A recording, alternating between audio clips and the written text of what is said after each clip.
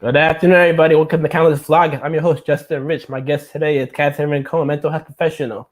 I'm going to bring it right on. I want to talk mental health, coping strategies, ways to get therapy during this hard times, and advice to you out there, to those struggling. Thank you guys for watching, and make sure you guys subscribe to the Countless Vlogcast on YouTube. Make sure you guys support, and make sure you guys go to therapy. Yep. Yes. All right. Please. Good afternoon. How are you? Hey, what's up, Rich? Nice to All see right. you. So tell us about yourself. Give us a little background. So I'm Captain Rincon. I've been a licensed mental health counselor for a few years now, but have been in the counseling game for like 10 years or so. Yeah, mostly working with trauma and PTSD and children and adolescents for sure. Great. So, in your experience, how has going to therapy helped you personally? Yeah, going to therapy is very important, I feel personally, but I may be biased. But I feel like, especially being a clinician, just being a counselor and working with people, you kind of definitely have to have that objective, very healthy way of thinking. And so therapy is just a great way to do it. You just discuss things with a professional and you get your thinking becomes more in line with reality and with just kind of ways to kind of inspire you, if that makes any sense. So how do we break the stigma of therapy, and why you recommend therapy to somebody out there?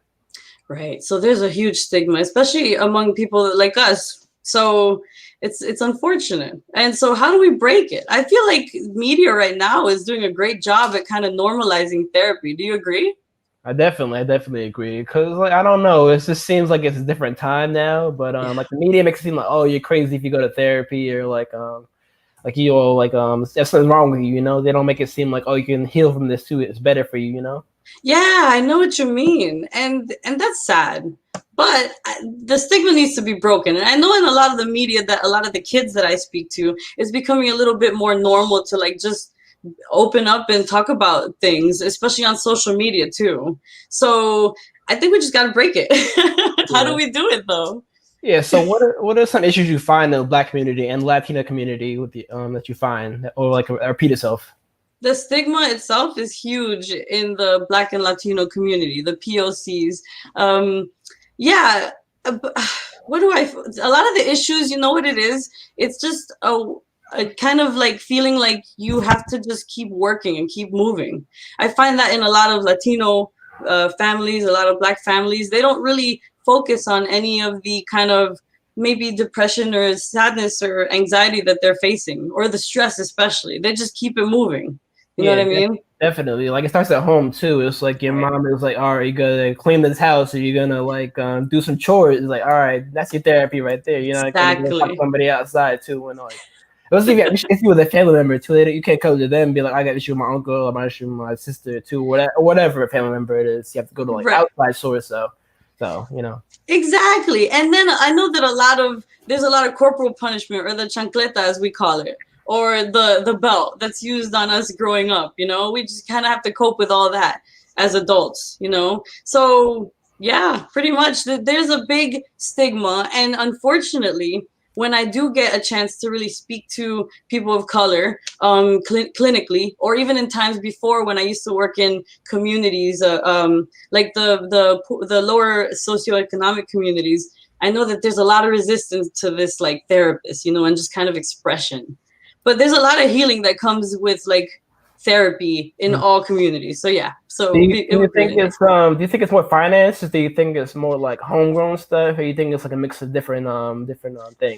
Actually, yeah. Unfortunately, there's like less access to quality mental health in a lot of these communities. So mainly, I know when I used to work in those communities, in the low SES communities, like we call it, there was just like all you get is this registered intern, like not a therapist that really works, that really has the experience to really like address it. And also, there's a lot of therapists that are white that are going into these communities and really trying to connect. So we need more Black therapists. We need more affordable healthcare. We got, yeah, all that. What do you think? I agree with you, especially the local communities too. Is like they get ignored too, even though you work with them too. They still get ignored. Like funding doesn't go to them too. It's Yes. just they're just told like, oh, just get over it, or like you have a problem too. Even schools or outside with their friends too. Like Yep. especially with their friends too. Especially like I think like the age like adolescents like teenagers too. It's like hard for them to talk about too. Like oh you got to man up or something like that. Yeah. You know, so it's crazy. You know.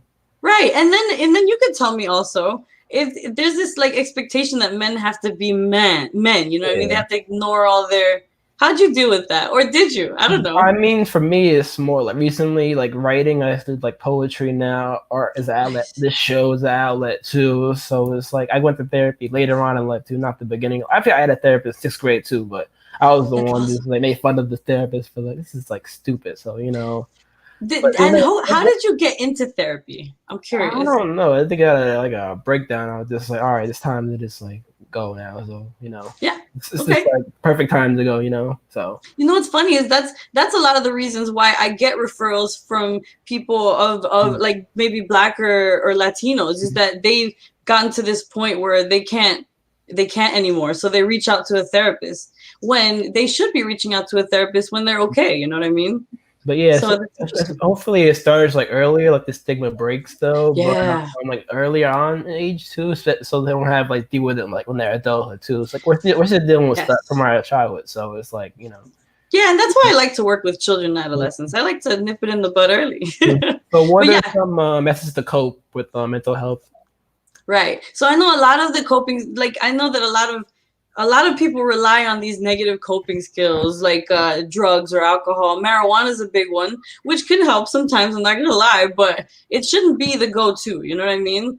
So it's a lot of coping skills that will help you kind of like relax and put like the thoughts that come up, like maybe anxious thoughts or sad thoughts, to the side for you to just like be in the moment. I don't know if that's too hippie, but No, I know. I feel what you're Right. saying. Basically, like marijuana too is still a stigma around that too, like Yeah. legalization of that too, or using it recreational use too, you know, too. So, Right.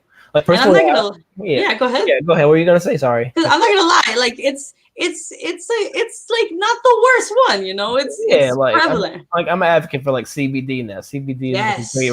relaxer now too. So you know, Right. people are like, "Oh, you shouldn't do drugs." Like, there's certain drugs you shouldn't do, like you know, like Right. certain things you shouldn't do. But there's ways out there too for you know, like there's like, people out there that like or advocate for this kind of stuff too, like Yeah. recreational. And when it's dosed correctly, like Mhm. it can really help people like get over anxiety and some of Yeah, those feelings. You know. So it's pretty cool. yeah. But a lot of like standard coping skills would be like breathing or just kind of like meditation's a big one. Even though, do you feel like it's a hippie thing though? What do I you think mean, about like I meditation? do a lot of like chanting. I want to try yoga. I Excellent. want to try, you know, like different stuff too that the black people don't do. Like white people only do this too. Like I do a lot of like traveling. I do a lot of like sports. So I Nice. want to try yoga too. Like it's different. Oh, Like have you tried yoga or recommended yoga too? actually, you know what? I do yoga, and I can tell you that I don't have very many yoga clients. Like people that do yoga are like a very small population in mental health. You know what I mean? So yoga helps. And I love that you're woke enough to say that, you know? I mean, yeah, it's like a good like it's like a stigma still, but like all this stigma has to be broken too. It's like it's ways to cope, you Yes, know. It's like you know, totally. Yeah. I hope that one day everyone's doing yoga. yeah, everybody does. Speaking of stigmas and like a race thing too, why? What are some like other issues you find in the black community too? When like how have you helped people deal with like race too in the Latin community and the black community?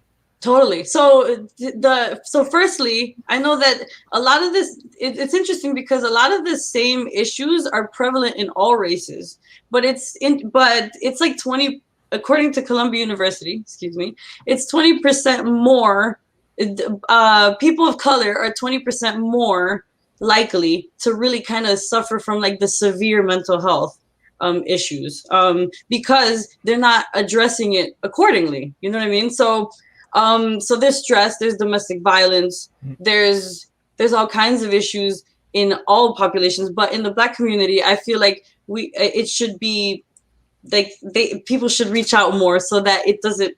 I don't know if that makes sense. You know what I Yeah, mean? it's hard though too because Hmm. like people could be facing it during like everyday issues too. So it's hard to Yes. stop to realize you're going through this too. It's like, oh, this is normal. I'm being like abused, like sexually, domestically too. So it's like Right. how do I like this stop? And what if somebody in your family like abusing you like verbally or physically too? It's like you can't really stop like to think about what's going on too. So, Right. how do So they kind of minimize it to themselves. like we were talking earlier about like how we working to just continue to work and pull through, you know. Right. And so that's the way. And so it's interesting because I've had like people of color like speak to me about their experiences, and then I tell them like, listen, you were traumatized. And they like realize it later, and it's really sad, but it's that's the way it is now. Can you define trauma too? Because trauma is a very like broad word, but how would you define trauma? Now I know that trauma is relative to anybody. So a girl that gets her spice latte knocked over one day and like people laugh, like that could be trauma for her. But trauma could just be anything that really kind of shakes you enough to like view the world differently, and also things that come up too often and get in the way of like your perspective now. I don't know if that made any sense, but that makes sense. That makes sense, right. Too, because I think a lot of people aren't clear on what trauma is, so they may not realize they're going through trauma too, or they have faced it in the past. So. Totally, like just women that have been like sexually abused as a young adult, and then it being normalized in their household, and then they're older now with attachment issues and stuff. And what about too, like catcalling too? That's like what you call that trauma too, like especially in the community, the Black community too. Yeah. Like I'm from like Jersey too. I don't know about you too, but we have like especially in urban areas too. Like men are like the egos, and they're like, I don't want to say bold. It's like their egos too. It's like they're not taught how to treat women. Too. So exactly. Yeah, and it's normal in like in the cultures we grow up in for women to be more subservient, for men to be very aggressive, mostly because men aren't handling their own stuff, you know, so they take it out. But it's still interesting, and I'll segue because now there's this concept of racial trauma, of like of trauma of just being being a person of color that grew up with generations of slavery and just being kind of made to feel lesser, you know? So that in itself is a trauma too. And it kind of plays out, like even in graduate school, I thought I had to talk whiter, you know what I mean? Oh yeah, that's code switching, yes. Right, so that's just a product of that, you know? It's interesting. Yeah, I feel that too. Because like where I grew up is like suburban areas. I mean, it's diverse too, but now there are all the stories coming out too about race that were like, you know, buried underneath. So it's like, all this stuff coming out because white people are like blind to this kind of stuff too sometimes. Completely. Too. Like we know what's going on too. Like we just want to live our lives too, but you know, it's hard sometimes. So I'm really kind of empowered at the fact that a lot of my like white colleagues are trying to really understand now that it's like open, like now that it's like a topic, people are really trying to understand their own biases and privileges. You know what I mean? And I just hope that Latinos will do it too. You're saying? Yeah, so hopefully people aren't ignorant too, or like people are like calling them out on their ignorance too. Not in like a rude way too, but just like, oh, this is how it like makes a person feel, like, how you act too, or like they say like white silence is like black violence basically, you know. Like, so if you don't say anything too, you make it worse, and often the police say stuff too. Exactly.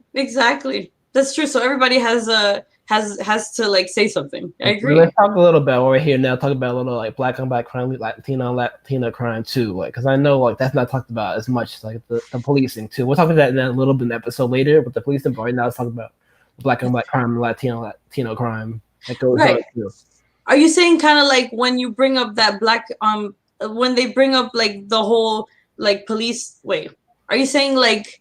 Yeah, like it seems to get ignored too. Like people are like, it happens a lot too. Like people are like, people want to talk about police on like POC crime, but they don't want to talk about like POC on POC crime. You know. You know what? And that's true. Statistically, crime is prevalent all over, but it's just the nuance of police on black. It's just the fact that it's a race, that it's just race, and it's a product of these years of kind of like ignoring. Like, you know what I mean? Yeah. It's that. Like, it's the argument that black on black crime and Latino crime happen is a way to minimize the fact that there's police out here that are like really kind of targeting black people. Yeah, like a lot of people are saying like the white police, they feel like it's because it's that they attack each other too, that is right for them too, so it shouldn't be a big deal, you know. So you know, exactly, it's like a minimizing thing. I mean, I wonder if you agree. Yeah, I think it is though, because like I just think people don't want to face their issues, basically, too. But That's the product of people are it. growing up too. People like Yeah. slowly like waking up too. It's like the movie Get Out kind of. Two people just like take a flash of their picture and like people are waking up. Yes. So Yes, actually. Oh yeah, my God, I had my own wake up moment too. So everybody's doing it. But it's yeah, so funny to comment on what you said about police. I feel like police are overutilized because we don't have the mental health hmm resources and the rehabilitation resources that are necessary to like address everything. So it's true what you say. Like yeah. people aren't just coming out like aren't being honest with their own Mm. issues. Yeah. And I'll to talk about this a little bit too, because you work with youth too. So like school therapy too. Like Yeah. so I don't know exactly what I want to ask though, but like how do you think like school therapy is in general? It's funny because I'm also a school counselor for Okay. K through 8, and it's nice to address students in that environment because they have their classes, but they also have their mental health counselor that they can really have these conversations with. So these children that will one day be adults like us and like really move communities, you know, they're having these dialogues about race, about stress, about mental health. So they'll grow up to be like really cool leaders one day, hopefully. So that's a good setting for it. Yeah, so let's talk a bit about therapy in a digital age too, and virtual therapy too, with all like going on to the protests and the coronavirus too. So, what are some ways people can get therapy without being able to go to into in person? This is actually the coolest time, to be honest. Maybe because I'm lazy. Because you all you have to do is like go to your computer and talk to a therapist nowadays. And some of these online therapies are offered at a lower rate in some settings. So it's a pretty cool thing that this is an outlet now. It's always been, but now it's a more prevalent outlet to speak to a provider. And I don't know if that's the correct for answer. those that can't afford therapy, they don't know where to look to. What are some resources you can like point people to in terms of like finances and like finding therapy? Now I know there's a lot of programs that offer like sliding scale. Well, a lot of therapists in general in private practice, my practice included, Happy Thoughts Mental Health. That's what it's called. It's shout out. Uh, Yeah, a lot of practice like offer sliding scale deals. Um, Not all of them, and some of them, you know, they accept insurance or they will direct you to foundations that are offering to pay for sessions, especially for people of color. I know that there's therapy for Black girls. That's a foundation that I believe is offering like to pay for sessions, and also the Boris Henderson Foundation, which I'm also listed under. okay. Shout out. That'd be kind Yeah, and Open Path Collective, I believe they're called. So yeah, so there's definitely ways to access the services, but to be honest, I think that there should be more of a view of it being necessary so that of- people will invest in talking to a good counselor, just like they invest in their medical care. That's a good transition too, because next question is how has mental health industry and mental health in general changed over the last 2 or 3 years? Right. I know when I was studying, there was a lot of white guys Mm. making like forming these And theories. how did you Yeah. like, feel with that? Were you like intimidated, or like what did you feel like as a To be therapist? honest, I'll be real. I was drinking the Kool-Aid, you know what I Mm, mean? mm, I didn't see it as a problem until I mm, started like stepping into these communities and mm. knowing that I couldn't talk to women of color who had like 3 children and no husband, you know, they were doing it themselves. Yeah, I couldn't talk to them about like taking an hour to meditate, you know what I mean? Or to like, you know, I couldn't talk to them in the way that yeah, these I like know what you standard. mean because it's like every outdated thoughts too. Right. It's very like whitewashed. So Right, whitewashed. Because how can someone self-actualize if they don't know where they're getting their next meal? You know what I yeah, mean, because or all this stuff. we have to think in reality too. You know, we can't think of suburban mother versus like the person in like the urban areas with like 3 kids, like you said, who in the same realm. Right, exactly. It would be like naive to Mhm. approach those two in different ways. Luckily, I don't remember the question. You know. Oh no, we just started conversating. The questions are just Right, gone. Now we're just conversating now. So it's basically right, like how has it right. changed over the years? Yeah. Mental health therapy has So changed. I know now with practice and with training, there's a lot of views of cultural, like honoring cultural differences and even religious differences. And then, of course, viewing the person not as like crazy, but seeing them as like a victim of any past traumas that they've experienced, you know. So there's more of a trauma focus, there's more of a cultural diversity focus in mental health now, and I really like that. I don't know if you agree. Oh yeah, definitely. So what are some like ways people can like get help after therapy too? Like going to therapy is one thing. Like say if like we have a therapy session, like somebody's watching this like one-on-one too. So what are some ways people can cope after it?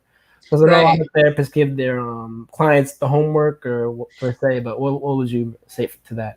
That's right. Now, aside from therapy, it's important to also be spiritually sound. So like going to church or even going to social groups, like that's a great way to kind of just like continue the work that you do in therapy, you know, or just like or just getting involved in things that you feel passionate about. I think that's really cool. Yeah, that's great too. It's always good to have an outlet too. Like for me, it's like sports, music, poetry, stuff like that. What about you? What would you say for like some of your outlets too? That's beautiful. You know what? I'm old. I like play with my kids, and I'm good. You know, or I'll play video games. But I know that sports is huge, and yoga is my jam. Definitely yoga. We gotta tell more people to do yoga too. Like if we have like a therapy class, a yoga session, that'd be great too. You know, that would be like perfect. I think you should market that. We should start a yoga session. Let's do it. All right, let me see what else. Oh yeah, so in terms of like what you saying, like when we first came in, there was like a lot of like white men in the industry too. So advice out there to like just talk to like the Black women out there, Latino women out there, Black men, Latino men out there that want to study to be a therapist and maybe afraid or like in high school now not sure what to do or like in college. What advice would you give them? Right. Yeah. No. I feel like a lot of it's helpful to view mental health therapy as like just like a way of I don't know. That's a good question. You know, how to motivate people of color to like pursue. I feel like now they should be called to action. To be honest, like. They should be inspired by the fact that we don't have like Black and Spanish therapists as much that with licenses in the community. So we should come together and like really like they should like do the school. They should like go for it. So talk a little about the process too, because you've been through the process, like studying and all that, applying too. Because you could give like a little like spiel about like the process of like applying and then studying and all that. That'd be great too. And are you thinking about it? You should. I am thinking about it too, but then I'm like, oh, this is like, well, for me, it's like finances and like student loans, and like I have a degree already. It's just like a whole bunch of stuff too. But do you feel like those are the factors that are kind of like keeping people of color out of school? Because I think so. I think it is too, and it's like we're not as encouraged to do that too. We're more encouraged to do like essential work too. Yes. Shout out essential workers that like should be paid more too, but like right. Definitely. Like bus drivers or like minimum wage job. Nothing wrong with those too, but we need to like split it up too. You know, we need to like I agree. Talent too. Like a lot of people are talent too. Like a lot of people are like empaths too. Like a lot of empathy too. So they're able to like listen to their friends, give them advice, and help them out too. You know. Yeah, exactly. Like I know going through school, my parents didn't think I was really doing anything. They thought I was like learning to be a hustler. You know what I mean? But no, I went to school. Like you get your bachelor's and you get your graduate degree. And it's so funny because I was like the darkest person in my class. So I can relate to it because I study television. So it's like I think that's another thing too, like going to school and like when we encourage them too, like we don't see as many people too. So it's like you know, and when we talk about issues too, it's like, oh, you don't know anything too, or like, you know. So it's true. It's discouraging. Yeah. But no. But like it's good we're talking about this now. Hopefully we're encouraging people too to like watch this now too. So you know. That would be fantastic. And I appreciate you doing this too. It's a good way. But no, yeah, I feel like there's a change coming.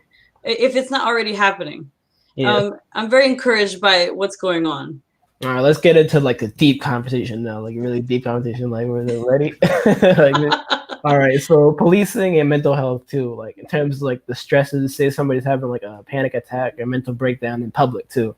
What are some ways you can recommend, or like some ways we should look forward to instead of like policing to like deal with like people or help people out too that need like help set up police?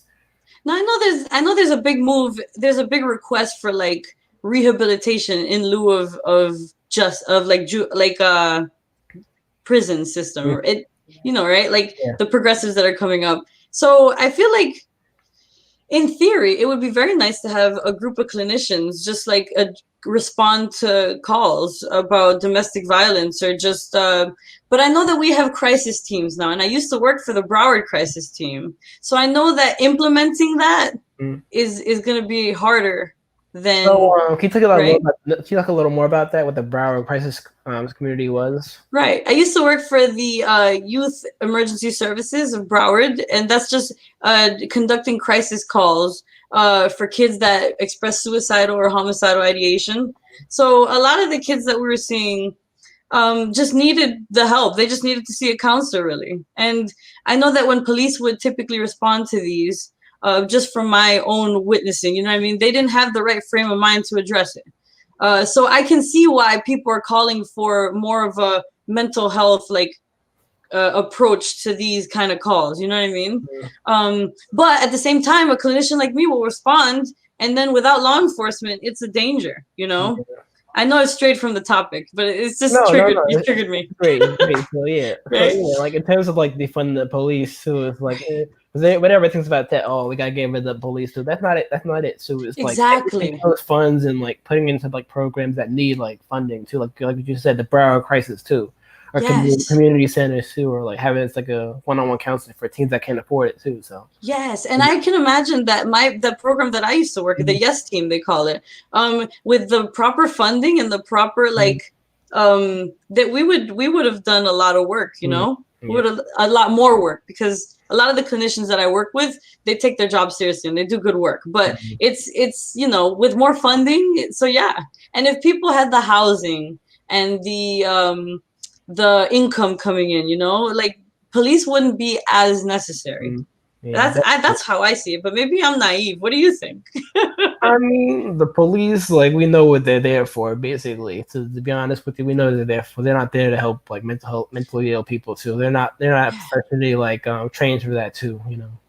Right. Yeah, and I know that a lot of cops, they only really take like one training, and then now they're qualified, you know. I don't want to talk bad, because cops are doing what they got to do. Yeah. It's not bad talking. It's just like, you know, we need to have certain people in certain positions that are able to do these type of things too, you know. So. Exactly. I agree completely. And more funding for programs in the community. Definitely. More teacher money too. So shout out teachers too. Yes, please. Shout out to teachers. So in terms of a new normal, what is a new normal for you, and like for other people out there too? Like what should people be doing now in the present time to like move forward and like have a better future for themselves, or like more people like living their dream basically? How should people do that now? So I know that it's a big adjustment for everybody with isolation. Everybody's home. Everybody's like trying to deal with the new normal, right? But I hope that people will still maintain their ability to be social and to express these feelings of stress and anxiety that they're feeling before they take it out violently or aggressively towards other people and themselves. What do you think? Like, has it been hard for you? In the beginning, it was. I was like the reason I started this show, because like Instagram too. A lot of people were going online too, having guests on too, but there was a lot of like bullshit. So I was like, let me do something real, like. Talk to businesses, we talk to mental health professionals, different people too that can actually help people out too. Like people watching, like actually like learn something and like be encouraged too, you know, instead of like watching like reality shows. Like, dude, that's good for like if you want to like believe your brain. It's good to have something like you on too, like that actually professional, like actually I agree. Like, real life stuff too. I'm like right. I'm 29. I'm not with this internet stuff though. For real? No, I like it though, but I'd rather go outside and like enjoy life, you know. I agree. Some people are stuck in social media age too. I talk about that too a little bit too. Social media, mental health too. I didn't think about that. Oh man, it's so funny because the school that I work at hired me because they were seeing a lot of youth acting out behaviorally, expressing suicide more. You know what I mean? And it's because of social media. Like a lot of kids are getting exposed to things that they shouldn't be exposed to. Maybe that's old of me to say. No, it's good. Right. Like, I'm a teacher too, like so. This is it's just like I see it too. Kids just want to go on social media, go on like they want to rest of their work so they can go on a computer game too, instead of like, oh, let me go outside and like play a game, or like play with my friends who just want to play games. So you know, nothing wrong with that too. But it's like you have to have like a moderation of it too. You gotta have. I agree, and a lot of parents are so busy that it's hard for them to regulate, or maybe they don't understand the tech. But yeah, I agree. That sucks. So let's talk a little about people that don't want to go to therapy or like get help. What do you say to them too? And what are some ways they can get through life without not without therapy, or ways they can cope? Right. I think it's up to everybody to kind of educate the person next to them and like say that mental health is the same as physical health, the same as spiritual health. It's important. And honestly, you will not be able to like go past a certain level of functioning if you don't have the proper mental health. So the people that still stick to the stigma, just go to a session. Just try it out. You know what I mean? That's what I say. Oh yeah, part two of that question. What if it doesn't work for them too? What are some other resources like you said, like yoga or other outlets too? Right. Some people are not ready. And that's okay. That doesn't make them any lesser. I've spoken to people that I knew were not ready to take part in the counseling process. So as long as they're speaking to somebody, they got to speak to a friend, to a pastor, maybe to somebody to a mentor, or again, yoga would be amazing. But I know that it's hard for a lot of people to really get the mental clarity that you need for yoga. Right. But yeah, I when I went to California for the first time, like that was like they offered yoga where I stayed at too, and they was like, all right, let me try this. Like it was free, so I went. And everybody here, like I think people here, like prices are like I don't want to pay for that too, because I mean, what if it doesn't work out? So I'm like that kind of too, because I think it's like humanistic. It's like, well, I don't want to pay. What if it doesn't work out too? Like it's like therapy too. Like it's like you're investing your hard-earned money too. It's like it's something you're not sure about too. So it's like, I don't know. True. Like, I'm not advocating for like free stuff in terms of like doctors and therapists. I know you guys work hard too, but like right. No, but I know that you're pointing out the fact that that's a real mindset about it. Mm-hmm. Yeah. So it's like you guys like offer like trials too, like maybe like a one-time thing too, and after that, if it works out, then you like put them on like a pay scale or something. Right. Like well, I know that my practice, I give them. There's a free session with, just to see if you like it, if it's good, because I know that people really should get a therapist that they can talk to, and so it's not going to necessarily be the first one that you see, or whatever makes you feel comfortable, Yeah. So I know that I offer one free session, but. I hope that healthcare will get to a point where it's not going to be such a burden to afford therapy. Yeah. Do you think that's going to happen? I don't think so, because I think people are so greedy, especially in America. Everybody sees the green now too. It's just like unemployment now too. It's like they cut out benefits now, so it's just like I don't really see it happening too. I think we guys have to fight for it more too. It's going to take a while though, but right. Protests going on and all this like fight. I think it's gonna happen eventually. It's moving towards it, right? Yeah. Too. It's like Let's hope so. There's always more people like for and against it too. So like this but voices against it are gonna fade out. So. Right? Let's hope so. Just kidding. Before the final question, anything else want to talk about or discuss? Anything topic you want to discuss? Yeah. So I know that I myself have kind of like as a Afro-Latina, that's how I identify, because I'm Dominican. Okay. I know that I had to kind of wake up to a lot of inner racism that I had just growing up, I mean, I don't know if you see my hair, but it's very kind of white standard. Right. So I just kind of wanted to get a feel for it from you as well, your journey throughout this whole like awakening about race, I mean, from like I can agree with that too. From like your hair, the way you dress, too. I've always been a person against the system, so I'm like, all right, I'm gonna wear the hair I want. I'm gonna wear whatever the hell I want to. I don't care too. So it's like awesome. I learned show now. So I'm gonna do whatever I want to. It's like being a teacher is like, you have to dress a certain way too. Right. If you're a black male or like a female, like or a black woman or a Latina woman, it's like you have to act a certain way too. It's like Yep. Or they look at you a certain way too, So. Exactly, to adapt, I would say maybe. But I love the fact that it's starting to be like normal now. No, not normal, but it's media is starting to depict people like us. And it's nice. So that's all I just wanted to say. Also, too, it's like you have to be yourself too. It's like you said, like in terms of your hair, for example, too. It's like you grew up. Did you watch like Disney too, or like you're told to act a certain way too, or like you see it on, like TV too? It's like, like you don't know about curly hair or like how to wear your hair a certain different way too. So Right, but I like the fact that I don't. You're saying? What were you gonna say? Sorry. No, you go first. Oh yeah, I was gonna say that it carries into to adulthood too. Yes, completely. As evidenced by us, I'm sure. Yeah. But I like the fact that I don't have to. I don't feel. I don't feel pressured to perm my daughter's hair. Like she's going to have normal hair, and because of that, like she's going to live her life as the way that she is, and that's going to be a generational thing. We'll see. You know, more people like us being normalized. So what can we do for like our youth now to make it like a better world for them moving forward? So I know they're fighting too. What can we do for them moving forward? Right. Education. That's what I say. Yeah. Right. So and in terms of like education, do you mean like the standard education, the old school like books?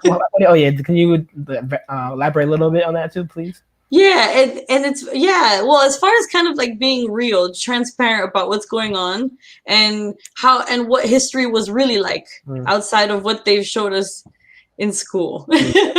Don't get me started on that. But I know that you could probably comment better on education itself. Like now there's so many documentaries now, like 13th and the way they see it on Netflix too. So like I think like showing them more like that kind of stuff too, you know, it's like the real kind of stuff too, or like history, all these statues that came down during the protest too, like the history of that too, why it's bad too, or like the more heroes too. Like we're talking about, like we learned about Malcolm X, Martin Luther King too, Rosa Parks too. But who else was helping out during this time too? You know, right? They're learning about these people, the real story, not like what we were shown.